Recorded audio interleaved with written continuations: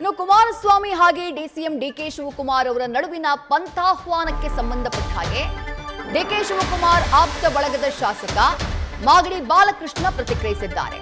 ಕುಮಾರಸ್ವಾಮಿ ಅವರ ಪಂಥಾಹ್ವಾನಕ್ಕೆ DCM DK Shivakumar ಸಿದ್ಧರಿದ್ದಾರೆ, ಆದ್ರೆ ಎಚ್.ಡಿ. ಕುಮಾರಸ್ವಾಮಿ ಅವರು ಹಿಟ್ ಅಂಡ್ ರನ್ ಮಾಡ್ತಾರೆ ಅಂತ ಹೇಳಿ ಕುಮಾರಸ್ವಾಮಿ ಅವರ ವಿರುದ್ಧ ಮಾಗಡಿ ಶಾಸಕ ಬಾಲಕೃಷ್ಣ ವಾಗ್ದಾಳಿ ಮಾಡಿದ್ದಾರೆ.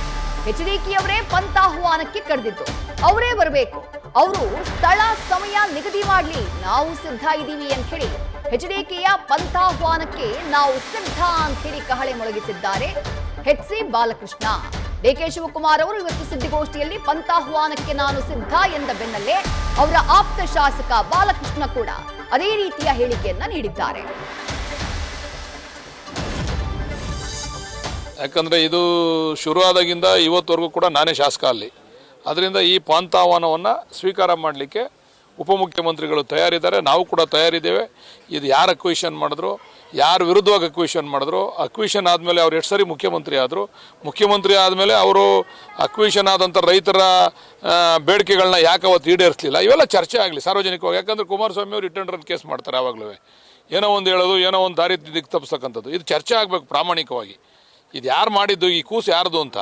ಈ ಕೂಸನ್ನು ನಾವು ತಲೆ ಮೇಲೆ ಹೊತ್ಕೊಂಡು ಕುಣಿತಾ ಇದ್ದೀವಿ ಅಷ್ಟೇ, ಮಾಡಿದ ಕೂಸು ಅವ್ರದ್ದು, ಅದನ್ನು ನಾವು ತಲೆ ಮೇಲೆ ಹೊತ್ಕೊಂಡಿದ್ದೀವಿ. ಅದೇ ತೀರ್ಮಾನ ಆಗಲಿ. ಈಗ ಅವರೇ ಆಹ್ವಾನ ಕೊಟ್ಟಿದ್ದಾರೆ, ಸ್ಥಳ ಸಮಯ ಎಲ್ಲಿ ಹೇಳಿದ್ರು ಕೂಡ ನಾವು ಬರಲಿಕ್ಕೆ ತಯಾರಿದ್ದೇವೆ. ನಾವು ಉಪಮುಖ್ಯಮಂತ್ರಿಗಳು ಬಂದು ಅದನ್ನು ಚರ್ಚೆ ಮಾಡಲಿಕ್ಕೆ ತಯಾರಿದ್ದೇವೆ.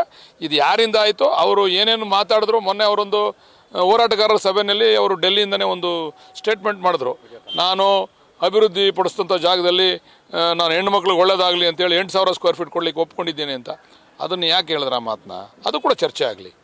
ಅವರು ಅಕ್ವಿಷನ್ನ ಬಿಡಬೇಕು ಅಂದವರು ಅದನ್ನು ಯಾಕೆ ಹೇಳಿದ್ರು ಅಂತಕ್ಕಂಥದ್ದು ಚರ್ಚೆ ಆಗಲಿ. ಆಮೇಲೆ ಅವರು 2ನೇ ಸರಿ ಮುಖ್ಯಮಂತ್ರಿ ಆದಾಗ ಆ ಬೈರಮಂಗಲ ಸರ್ಕಲ್ ಹೋದಾಗ ಆ ರೈತರುಗಳು ಕೇಳಿದಾಗ ಇದು ಬಿಡ್ಲಿಕ್ಕೆ ಸಾಧ್ಯ ಇಲ್ಲ, ಇದು ನನ್ನ ಕನಸಿನ ಕೂಸು, ನಾನು ಇದು ಮಾಡೇ ತೀರ್ತೀನಿ ಅಂತ ಹೇಳ್ಬಿಟ್ಟು ಹೋದ್ರಲ್ಲ, ಅದು ಕೂಡ ಚರ್ಚೆ ಆಗಲಿ.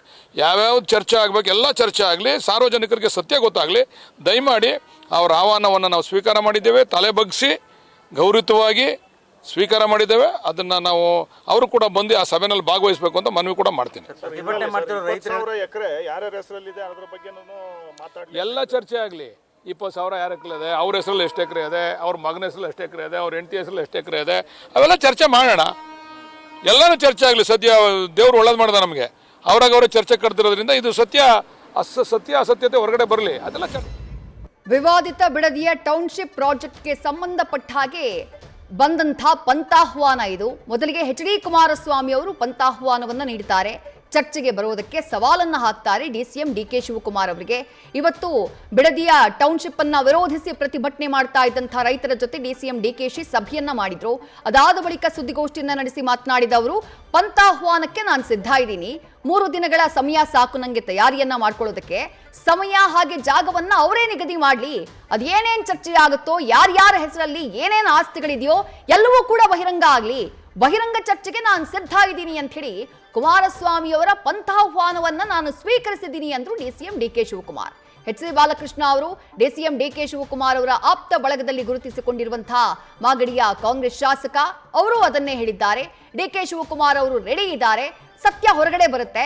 ರೈತರ ಹೆಸರಿನಲ್ಲಿ ಎಷ್ಟು ಜಮೀನಿದೆ, ಇವ್ರ ಮನೆಯವರ ಹೆಸರಿನಲ್ಲಿ ಎಷ್ಟು ಜಮೀನಿದೆ, ಕೇಂದ್ರ ಸಚಿವರ ಹೆಸರು, ಅವರ ಪತ್ನಿಯ ಹೆಸರಿನಲ್ಲಿ, ಅವರ ಮಗನ ಹೆಸರಿನಲ್ಲಿ ಎಷ್ಟು ಜಮೀನಿದೆ, ಎಲ್ಲಾ ಸತ್ಯಗಳು ಹೊರಗಡೆ ಬರುತ್ತೆ. ಚರ್ಚೆ ಮಾಡೋದಕ್ಕೆ ನಾವು ಕೂಡ ಸಿದ್ಧ ಇದ್ದೀವಿ, ಆದ್ರೆ ಸ್ಥಳ ಹಾಗೆ ಸಮಯವನ್ನ ಅವರೇ ನಿಗದಿಪಡಿಸಲಿ, ಯಾಕಂದ್ರೆ ಪಂಥಾಹ್ವಾನವನ್ನ ನೀಡಿದವರು ಅವರು ಅಂತ ಹೇಳಿ ಕುಟುಕಿದ್ದಾರೆ ಮಾಗಡಿ ಶಾಸಕ ಎಚ್.ಸಿ. ಬಾಲಕೃಷ್ಣ.